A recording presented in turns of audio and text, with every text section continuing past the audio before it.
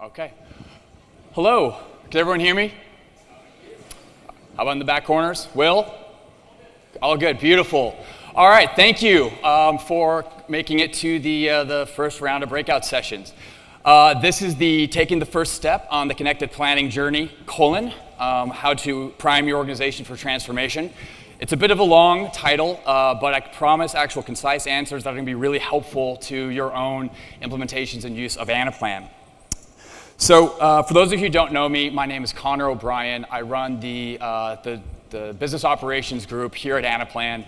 And one of the groups underneath me is what we call the Anaplan on Anaplan team.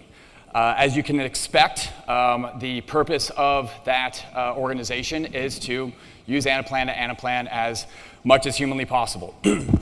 And the reason why I'm telling you this story is that Zahir, who I'm going to invite up here in a little bit, came into our offices about a year, maybe a year and a half ago, something like that, and while he was evaluating Anaplan. And what I did was I sat down and I kind of was giving him our whole shtick about what does the AOA team do. And so I said, we're obviously focused on connected planning. We really want to have a self-service data strategy, and governance is a really, really important thing to making it all actually work. The product's great, but you really have to have governance to make it hum. If we do our job right, we firmly believe that if we can get the right data to the right people at the right time to make decisions with confidence. I then had the slide queued up, and I'd actually spent like days prior getting it together, getting all the information, setting it up, et cetera. Really proud to kind of show this off to one of our potential new customers, and it was our current connected ecosystem. 16 different departments represented, 62 different unique models, 100 plus deployed use cases, 950 active users. That's about 85% of our employee base.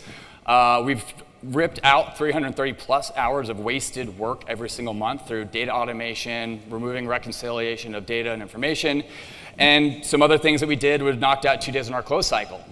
And Zahir kind of politely listened to me speak and said, that's great, Connor, but you're a 1,000-person tech company. I'm 35,000, and we're global in the pharmaceutical industry with regulations that you couldn't even believe existed to make us, or what we have to follow to run our business. And what ended up turning into as a bit of a kind of presentation and a pitch turned into an amazing collaboration between myself and Zahir. And so what this presentation, or this fireside chat more accurately, is about is Zahir and I's relationship over the last year plus of us talking to each other and realizing many of the same problems that we were having at Anaplan were actually very similar to what he was experiencing at Amgen. And many of our other customers that you're going to hear and see over the next couple days here at CPX. So without further ado, I'd like to introduce Zahir Kemji. He is the global product owner of Anaplan at Amgen. He will take it away, and then we'll hop into the conversation.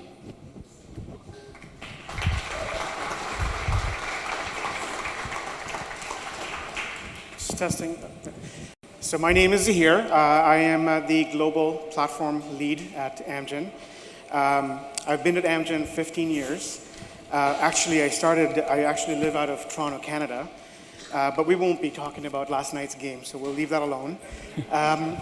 But I've been at Amgen 15 years. I've held many different roles at Amgen. My latest role is for us to stand up an Anaplan platform team so we can accelerate Anaplan solutions at Amgen. Cool. All right, let's sit down.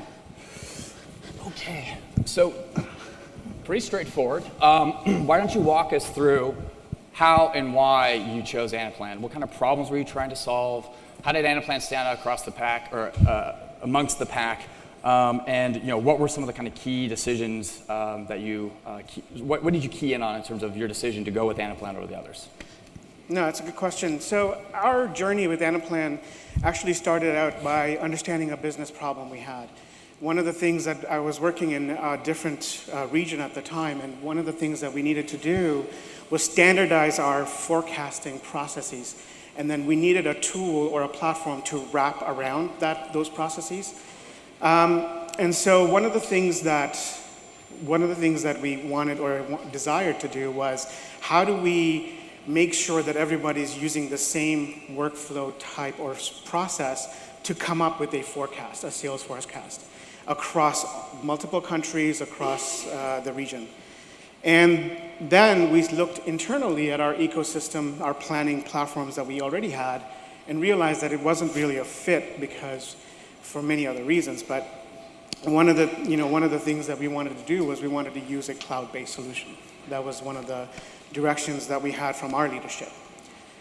So what we did is we did a little bit of research and we talked to a few analysts out there, and Anaplan's name came up. So I picked up the phone and I called Anaplan, their general 1-800 number, introduced myself and asked if I could get a little bit more information about their platform and what it does. And as you can imagine, that's kind of how our entire journey started. I had account representation call me and we started talking about what the focus was around the use case that we were trying to build out, and created a proof of concept in about 2 or 3 weeks, presented the proof of concept to our leadership to get buy-in, and we moved forward from that. And we kicked off the program. 16 weeks later, we delivered the program to 30 some odd countries. Now, when you decided to move forward with the sales forecasting use case, was it originally intended to be that broad of a rollout, or did you kind of start smaller and then as you kind of got into it, it expanded its scope? It's a good question.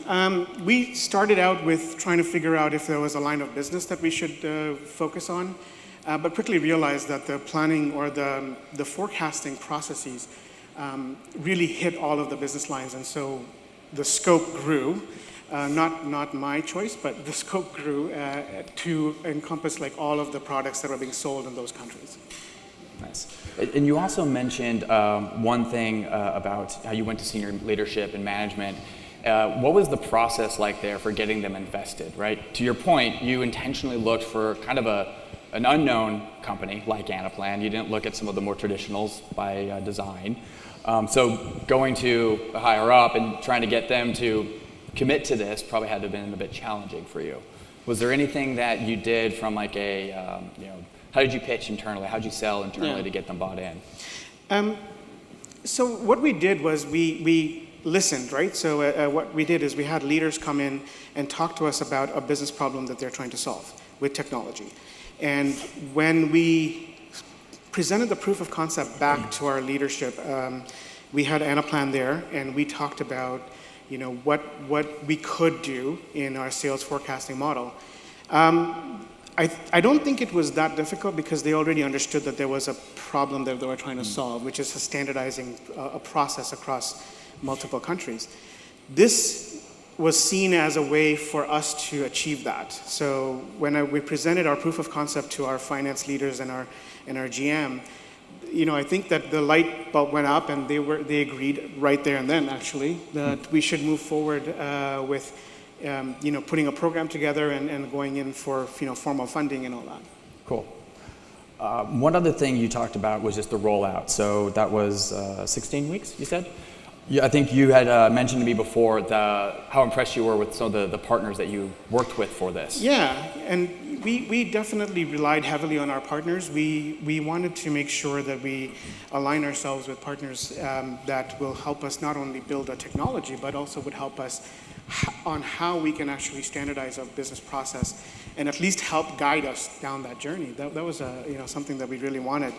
I mean, to be honest with you, till today, we rely on our partners quite heavily for guidance and for advice. And, we have Deloitte Analytics that we rely very heavily on to help us and make sure that our journey, when we are dealing with issues or concerns or, roadblocks, we rely on their expertise to help us through those. Great, thank you. So that leads us into the next kind of session, or section. So where are you now, right?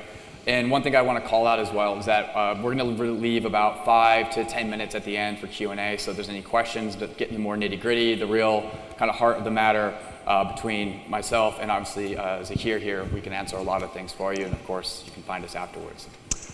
So you have been live and in production with Anaplan for how long?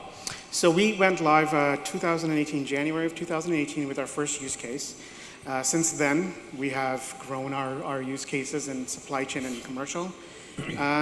We have approximately 12 models, I would say, that are in production or being developed across the commercial organization in different countries, as well as in supply chain. I have my peers here, so I'm sure they're here to keep me honest.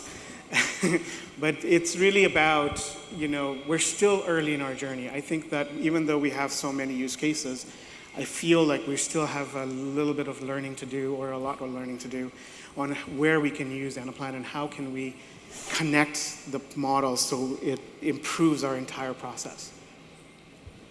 And you mentioned 12 models, right?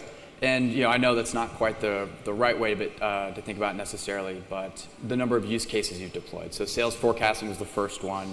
What are some of the other kind of big name ones that, of course, you can speak to? So there's 7 in total that we have. I mean, they support some of our commercial processes, as well as supply chain in a couple of different countries. One's a global environment, global program, and I think if I consider use cases, I would say about 7 use cases in total that are being developed at this point.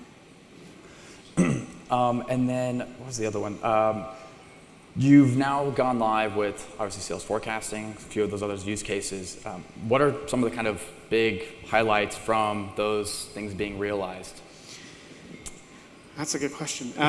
The big highlights from what we've realized when we went through the first journey, as well as we're really working through the 7 that we talked about, is the architecture was probably not as we didn't really pay a lot of attention to the architecture as much as we should have, because that's how, in my mind, we are going to actually connect the planning.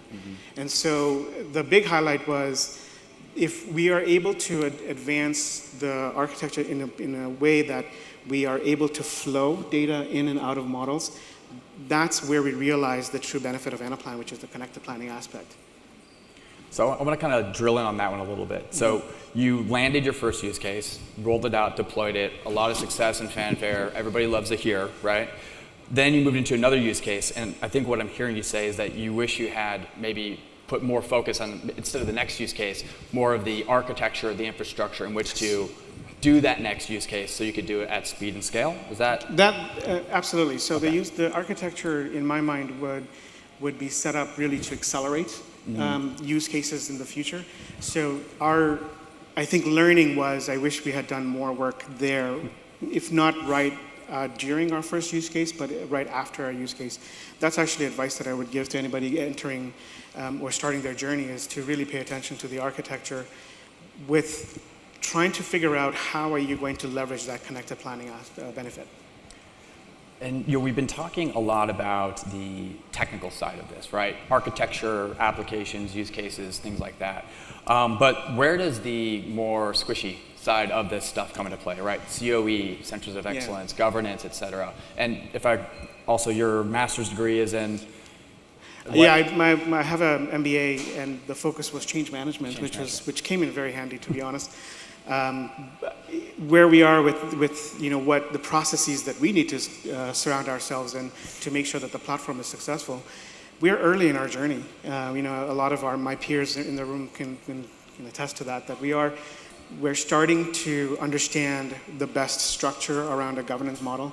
A terminology that I recently learned is the Scrum of Scrums, where you actually don't force attendance when you're talking about a governance, but you have representation that comes in and helps you or guides you from a platform perspective. We've also started to think about using the agile methodology, using Scrum at the platform level. So you're not really delivering a product, but you're enabling platform level services to better support the use cases that are either future use cases, current use cases. The governance model, like I said, is still early. We're still not there, I think. We're still trying to figure it out. A lot of my peers are helping with advice on how we can set that up. When you talk about a COE, I will tell you that we are a little bit late. It's hard to find Anaplan resources, as I'm sure people who have tried have found. So setting up a COE has definitely been a challenge, but we are moving past those hurdles, and we are working towards a COE that's going to help the use cases and the products that are out there.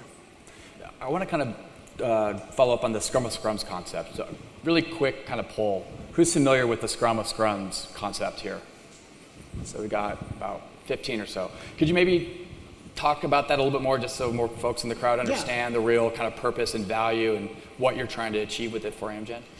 Absolutely. So the Scrum, or at least my understanding of the Scrum of Scrum process, or at least how I'm using it, is that we have several use cases, several product teams, several development teams ongoing. And so a governance team to pull all of these people together is just, attendance is not going to be that great.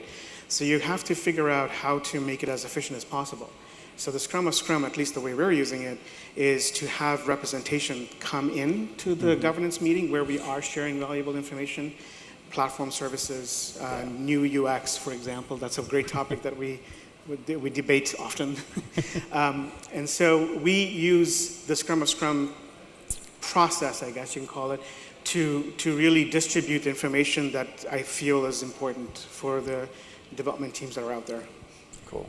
And I can also just speak from our own internal perspective at Anaplan. The classic rotation program, right, is some of the things that we've thought about rolling out internally. What happens when you get an analyst embedded in finance for a year, and then you move over to sales and then marketing to HR, right? They then start intuitively thinking more about connected planning, right, just by the sheer nature of doing different jobs, attacking it from different perspectives. So, big believer in that. One last thing on just kind of the current state is, the classic build versus buy concept, right? So in the world of Anaplan, it's the should it go in Anaplan or not. Yeah, I think a lot of people, customers, partners, and internally ourselves, we kind of struggle with that sometimes. Have you thought through that, and how will you make a determination of whether something belongs in Anaplan or not? I would say that this is an ongoing conversation internally. There's a lot of excitement. There's a lot of demand around, Anaplan itself. I get lots and lots and lots of emails requesting a demo on a pretty much daily basis. But what we've also realized is that not everything sits in Anaplan, and there are other services or processes that should be using another platform, right? So we take it case by case. We haven't developed a good enough, I think, content to help people understand where it fits. We're still working through making sure that people, that we develop content and publish content that helps people or guides them in terms of, if this should be an Anaplan use case or other platforms. Yeah. And you also mentioned that you're getting requests every single week now, right, for different demos. Maybe you can talk through a little bit of that prioritization, or what do you focus on versus not, and how do you actually manage the problem of momentum and excitement with a tool like Anaplan at Amgen, where that's almost as big a problem, if not worse, than not enough people wanting it, right? Yeah. So there is excitement, obviously, and people are motivated to learn about Anaplan, which is good.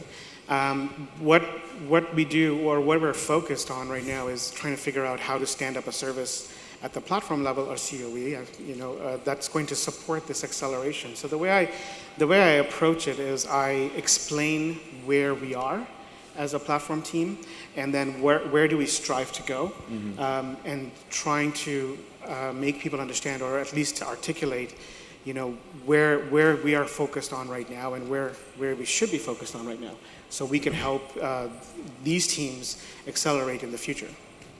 Cool. So moving into the last section here, so we've, how did you pick an Anaplan? How did we get here? What are you doing now? The next obvious one being, where are you going with it, right? So I know you've spoken with me and your sales rep, Charlie, hello in the back there, about some of your kind of future plans with Anaplan, and I know that obviously there's a lot of proprietary nature to it. So it would be great if you could, as far as you're able, share with us what you have envisioned for Anaplan at Amgen. Yeah. So our vision is for us to, strengthen our planning processes across all functions. Whether it's we're using Anaplan, whether it's using a tool or just process re-engineering. I've spoken at length with my peers around that's my vision, at least, and that's what I want to see.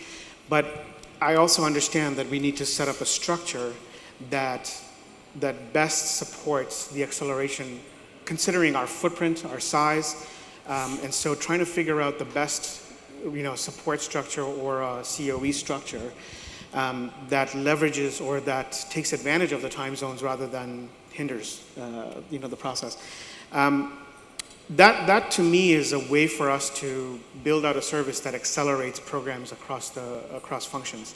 I think there's a lot of benefit from the connected planning. That is definitely a vision that we have around how are we going to leverage the connected planning functionality. To me, that's the greatest benefit, to be honest. I think if it's connected, then you, by nature of the fact that it's connected and it's accurate or at least current, you strengthen a business process. And I think the business values are incredibly high once you realize the benefit of that standardization. You kind of talked about the enablement piece prior, right? And then coupled with that being one of the things that you wish you had more access to Anaplanners or people with that skill set, that obviously leads to your growth with the tool. I mean, do you have a vision for the number of people or the types of people you need to help grow and scale? Is it the same skill set just replicated, or do you think it's a broad kind of it's a broad swath of people, their types, and their capabilities? I think we need a variety of skill sets to help us in this space. I think Anaplan. And we're hoping that Anaplan enablement programs will help us grow our skills, but it's important to make sure that people understand the business processes that are associated with some of the functions. And so I don't think that you can have, or at least my view is that I don't think you can have the same skills replicated across the board and provide value to all of our business customers or business processes. I think you need a variety of skills, and unfortunately, I'm not at a position where I have those skills in my COE, but it's definitely what I'm striving towards. How many people or the amount of footprint, honestly, that really depends on the structure and how we're going to set that up. Cool. So a couple of kind of quick hitter questions here. You've now been here on your Anaplan journey for about a year and a half. Mm-hmm. So if you could give advice to the Zahir of about a year and a half to 2 years ago, to make everything smoother, better, faster, stronger, right? What would it be? I think it's the advice I've given a few people today is pay attention to the architecture with the intent to figure out how you're going to connect your planning. And I would do that after your first use case, before your second. And that to me, if I had to redo anything, that's what I would have done, because I don't quite understand. Like we're in a situation where we are trying to correct that, and we are, we're in that journey, and unfortunately we've spent a little bit of time consolidating all of that. Right.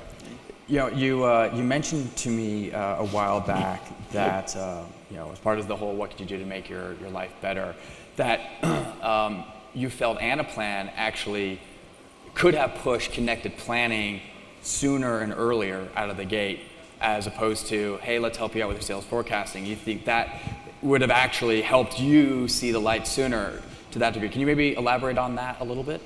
Well, I mean, to be fair, I think Anaplan did mention connected planning as a benefit and how we should be using the platform. I think we focused so much on the first use case. 16 weeks is not a very long time, and so we were really focused on delivering the application to the business. I think that if I would say if it was a constant reminder, perhaps it would have been different, but we certainly should have looked at the architecture soon after our first go live. Over the course of the last 16 months, I mean, has there been something that surprised you the most, that kind of caught you by surprise, that was a delight, hopefully, not a negative one?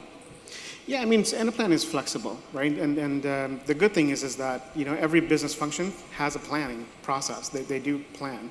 What surprised me is how many use cases we can actually envision in Anaplan, and that's been surprising or eye-opening for me.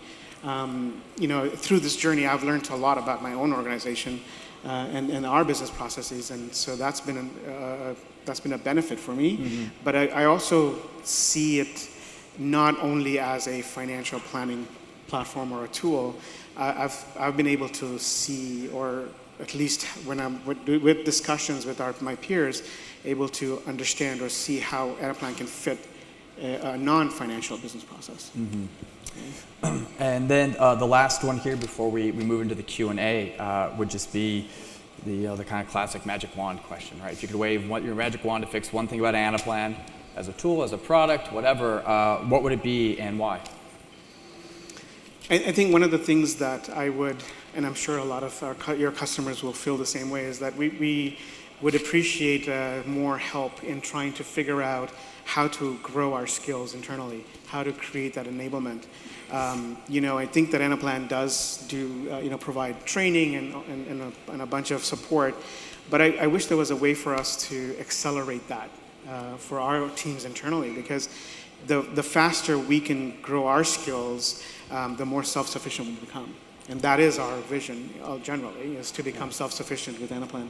So if my ask, I would want, I want to see a little bit more enablement programs and strategies to help us grow. More people. Great. Okay, Zahir, thank you very much for sharing that with us. At this time, we'll turn it over for the last, I think we have about 8 minutes or so for Q&A if you have any specific questions. And if not, then maybe we can get a jump on finding air conditioning somewhere. Yes. Yes, ma'am. You'll have a mic coming to you. I just wanted to delve down into the architecture. Obviously, Anaplan's in the cloud, so we're not worried about hardware, network, or anything like that. So in the model builds, are there any primary lessons that one should use? Like in data warehousing, traditional data warehousing, it's the lowest level of granularity. Are there similar types of guidelines for Anaplan model building? I'll give my view in terms of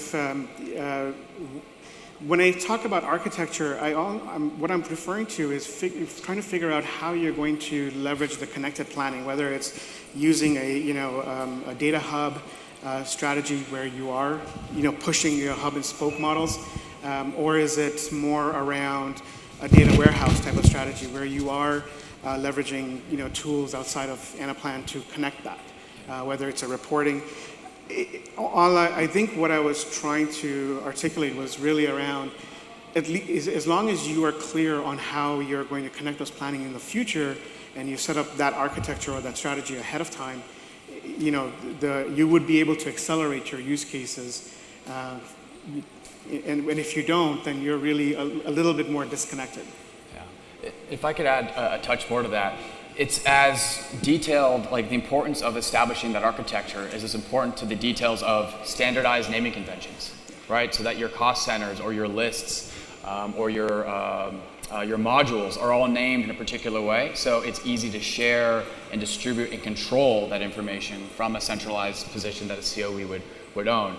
All the way through just the very basic things of drawing lines. Who owns what, right? Is this owned by the business or is this owned by the COE? And if it's owned by the business, then what are they on the hook for, and what's the SLA, right? So it's a lot of that kind of, the minutia that really matters of just day-to-day operations and just being very clear and articulate about who does what and how and why and under what kind of guidelines. Anyone else? There's a person right there. Over there.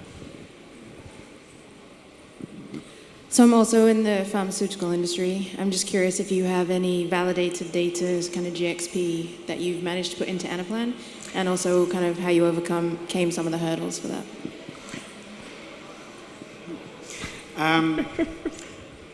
What I will say is that we've used tenant strategies to separate the validated with non-validated. I think that, unfortunately, that's pretty much all I can say. But yes, we have been able to leverage Anaplan for a business process that is validated, and we've just used the tenant separation to make sure that there's no risk.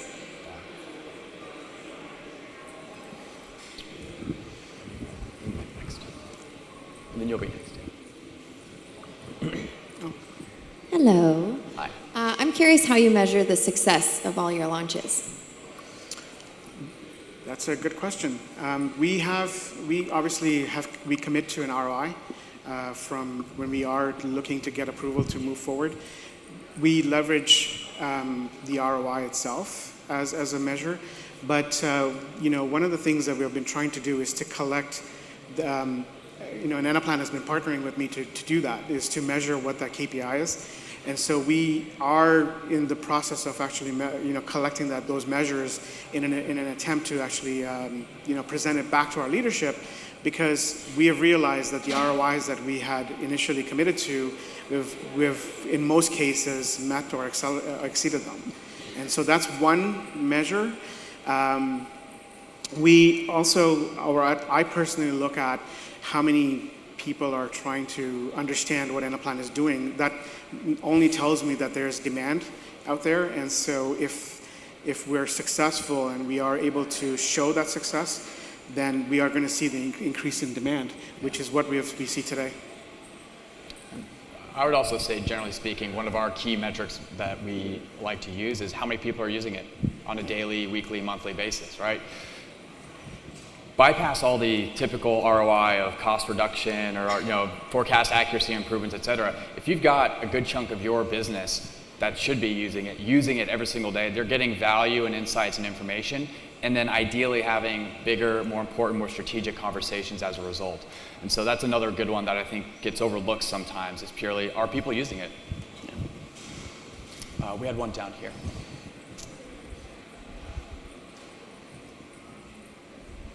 Thank you so much for the great presentation. Building on looking at the architecture after the first use case, that learning often kicks in after doing a few use cases and realizing we should have looked at the architecture after first use case.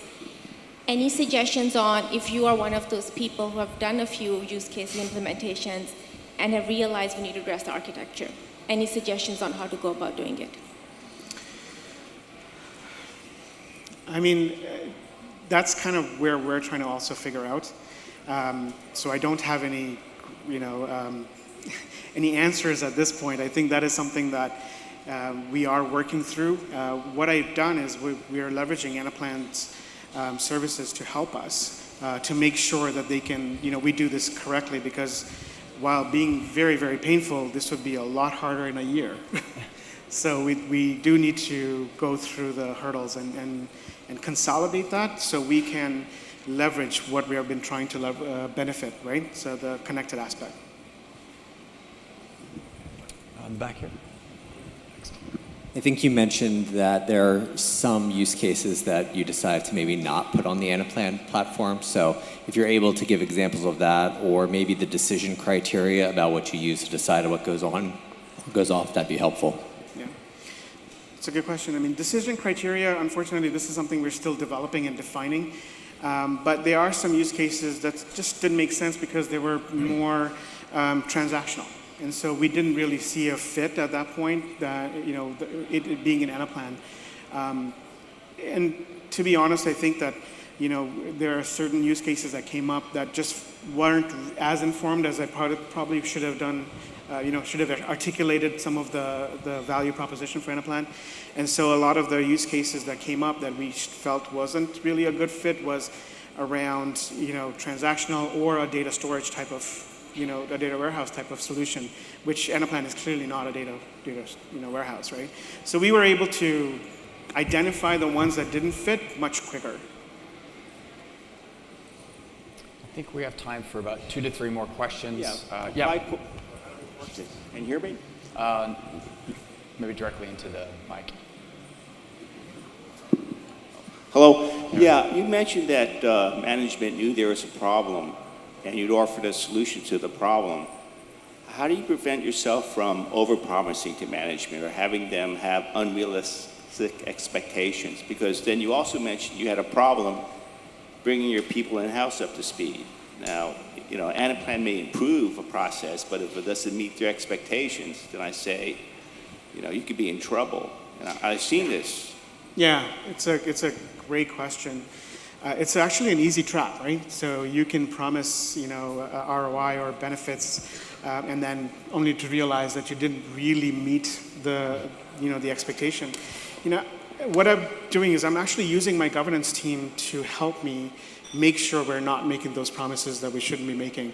I have the benefit of working with people from all over the globe, and they bring in perspective and the advice on different use cases when we are going to go present something to our leadership.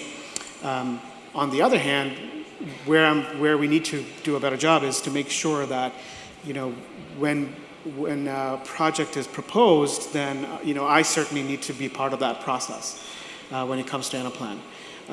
And hopefully with more people and more teams as we grow, that'll be easier.